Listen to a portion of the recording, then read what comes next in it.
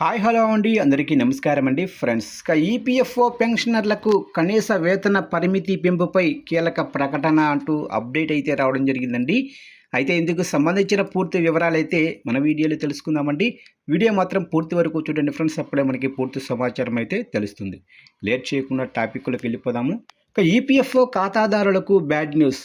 PF కనీస వేతన పరిమితి పెంపుపై కేంద్రం కీలక ప్రకటన చేసింది. ప్రస్తుత పరిస్థితుల్లో పెంచే ఆలోచన లేదని స్పష్టం చేసింది. కనీస వేతన పరిమితి ప్రస్తుతం 15,000గా ఉండగా దీనిని 25,000కు పెంచాలనే డిమాండ్లు ఎప్పటి నుంచో ఉన్నాయి.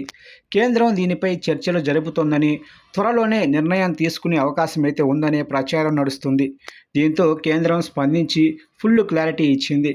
ప్రస్తుతానికి కనీస ప్రాథమిక వేతన పరిమితిని పెంచే ఆలోచన లేదని స్పష్టం చేసింది. దీంతో గత కొద్ది కాలంగా వస్తున్న వార్తలకు బ్రేక్ పడినట్లయింది. ప్రస్తుతం ఉన్న ఈపీఎఫ్ఓ నిబంధనల ప్రకారం బేసిక్ సాలరీ 15,000 లోపు ఉన్నవారు ఖచ్చితంగా పీఎఫ్ పరిధిలో చేరాలి. దీనివల్ల అంతకంటే ఎక్కువ జీతం ఉన్నవారు పీఎఫ్ ప్రయోజనాలు పొందలేకపోతున్నారు. ఇక లిమిట్ పెంచాలని కార్మికుల నుంచి డిమాండ్లు. ప్రస్తుతం బేసిక్ సాలరీ లిమిట్ 15,000 మాత్రమే ఉంది. దీంతో 15,000 లోపు శాలరీ ఉన్నవాళ్ళు ఖచ్చితంగా పీఎఫ్లో చేరాలి. అంతకంటే ఎక్కువ జీతం తీసుకునేవారు స్వచ్ఛందంగా చేరవచ్చు.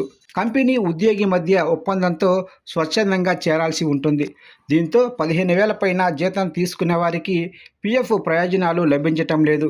దీంతో బేసిక్ సాలరీ లిమిట్ను 15,000 నుంచి 25,000కు పెంచాలని కార్మిక సంఘాలు ఎప్పటి నుంచో డిమాండ్ చేస్తున్నాయి. దీనివల్ల ఎక్కువ మంది ఉద్యోగులు పీఎఫ్ ప్రయోజనాలు పొందుతారని కార్మికులు చెబుతున్నారు. చివరిగా 2014లో పీఎఫ్ పరిమితిని 6,500 నుంచి 15,000కు పెంచారు. ఆ తర్వాత ఇప్పటి వరకు ఎలాంటి మార్పులు చేయలేదు. గతంలో పోలిస్తే ఇప్పుడు ఖర్చులు పెరిగాయి. దీంతో ప్రస్తుత పరిస్థితులను పరిగణనలోకి తీసుకొని మార్పులు చేయాలని కార్మికులు కోరుతున్నారు. ఇక కేంద్రం ఎందుకు వెనక్కి తగ్గుతుందంటే పీఎఫ్ బేసిక్ సాలరీ లిమిట్ను 25,000కు పెంచడం వల్ల కేంద్రంపై అదనపు భారం పడుతోంది. 25,000కు పెంచితే ఈపీఎస్ పరిధిలోకి వచ్చే సబ్సిడీ కోసం కేంద్రం ప్రతి ఏటా కూడా అదనంగా వేల కోట్ల రూపాయలు ఖర్చు చేయాల్సి ఉంటుంది. ఇది కేంద్ర ఖజానాపై అదనపు భారం మోపే అవకాశం అయితే ఉంటుంది. అదే కాకుండా లిమిట్ పెంచితే కంపెనీలు కూడా తాము చెల్లించాల్సిన కాంట్రిబ్యూషన్ పెంచాల్సి ఉంటుంది. ఇది కంపెనీలకు కూడా భారంగా మారుతుంది. ఇక ఉద్యోగులకు కూడా ఇన్ హ్యాండ్ శాలరీ తగ్గుతుంది.